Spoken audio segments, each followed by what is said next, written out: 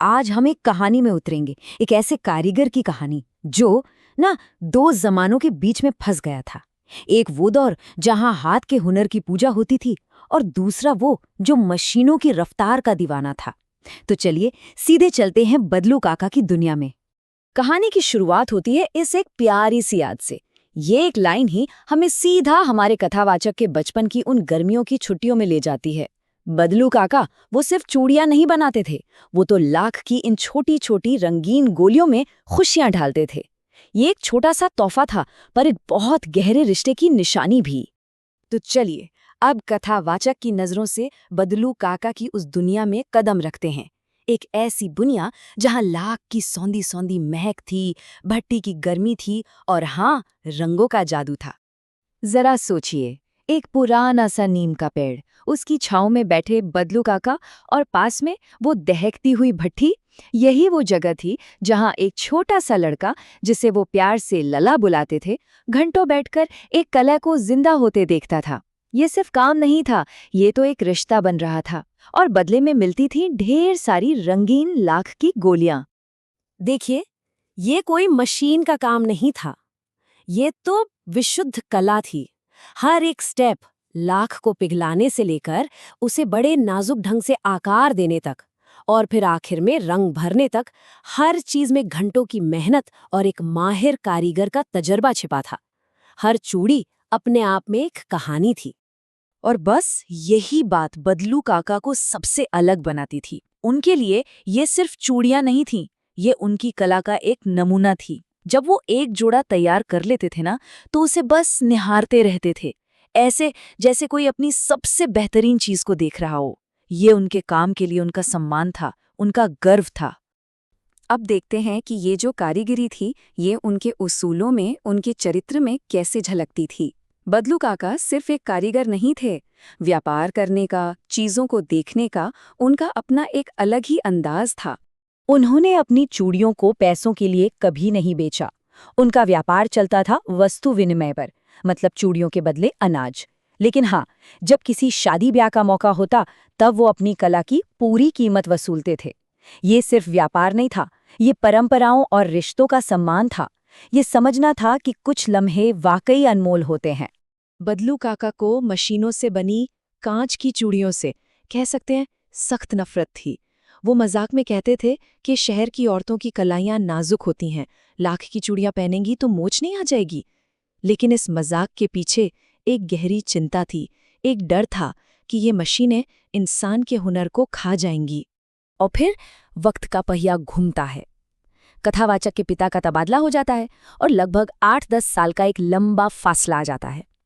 ये वो मोड़ था जिसके बाद जब कथावाचक गांव लौटा, तो उसे एहसास हुआ कि सब कुछ बदल चुका था।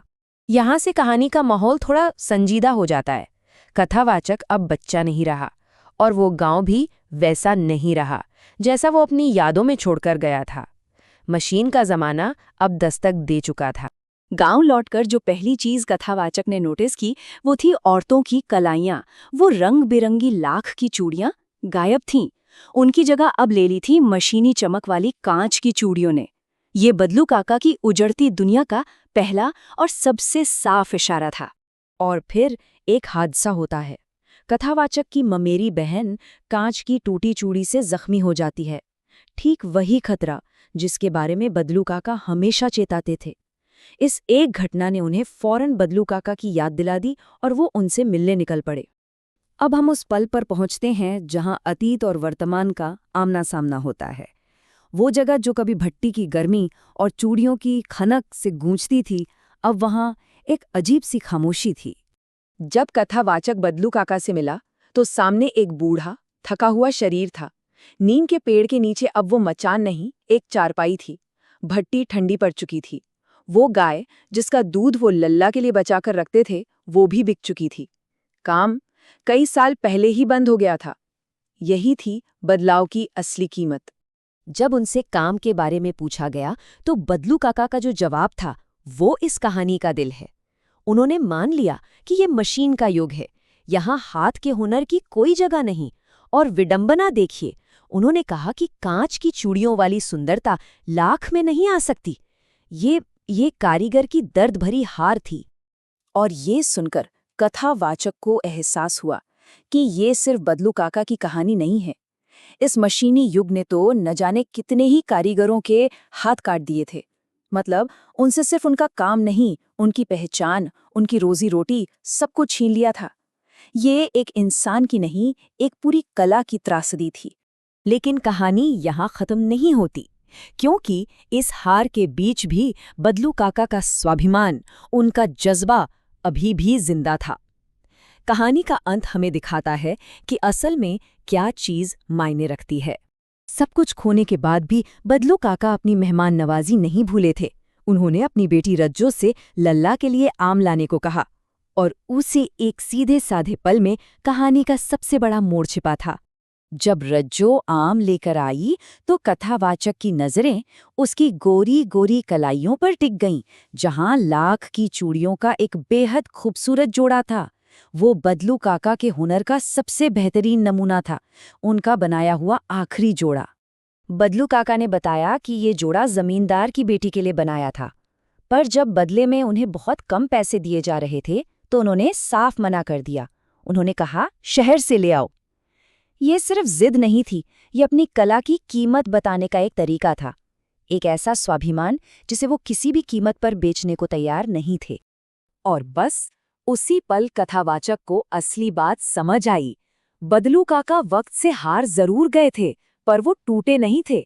उनका चरित्र उन कांच की चूड़ियों जैसा नहीं था जो जरा सी ठेस लगने पर बिखर जाएं। वो तो लाख की तरह मजबूत थे, जिनका जज्बा हर मुश्किल के बाद भी वैसा ही था। तो बदलू काका की कहानी हमें एक बहुत ही जरूरी सवाल पर लाकर छोड़ देती है। बड़े पैमाने पर उत्पादन के इस दौर में हम इंसानी हाथ के हुनर की क्या कीमत लगाते हैं? जब हम तेजी और सस्तेपन के पीछे भागते हैं तो क्या हम उस कला को, उस भावना को खोने का जोखिम नहीं उठा रहे जो किसी चीज को वाकई में खास बनाती है? सोचने वाली बात है।